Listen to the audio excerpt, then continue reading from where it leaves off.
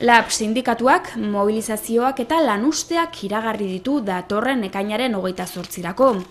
Horretaz gain, 4 sindikatu handiei indarrak batzeko proposamena luzatu die, negoziazio kolektiboaren defentsan. Proposamena da ekainaren 28an mobilizazio egun bat izateana, negoziazio kolektiboa zabali daukaten hitzarmen guztientzat.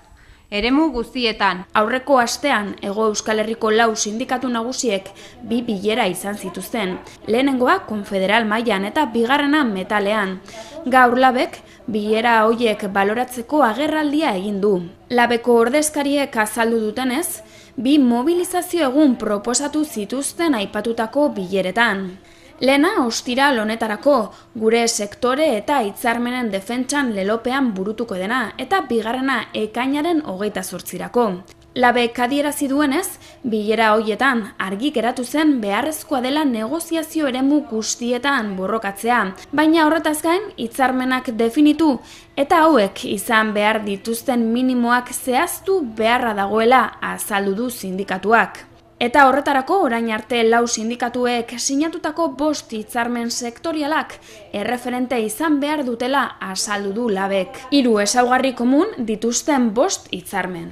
Batetik, IPC edo KPIa erreferentziatzat hartzen duten soldata igoerak, eta beste alde batetik, lan erreformari aurre egiteko blindaje klausulak. Bai ultraaktibitate printzipioari dagokionez, baita ere, deskuelge klausulei dagokienez.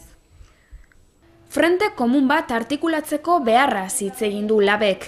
Patronalak eta Confebaskek duten blokeo jarreraren aurrean, sindikatuen frente komuna beharrezkoa delako. Lan erreforma eskuetan soldata eta lan baldintzak erasotu eta langileen defentsa kolektiborako bitartekoak zapaltzen duen patronalaren jarrera salatu du LABek.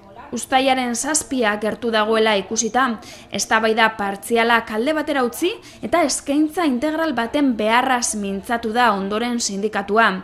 Negoziazio kolektiborako marko propioaren beharra alegia, eta helari zuzendu zaio, alternatiba integralaren eraikuntzan borroka estrategia bat adosteko proposamena luzatuz. Bukatzeko eta LABek aurreratu duenez, oraindik ere ez du gainontzeko sindikatuen erantzunik jaso, baina hala ere, ekainaren 21 eta 28an, lanuzteak eta mobilizazioak egingo dituztela adierazi dute.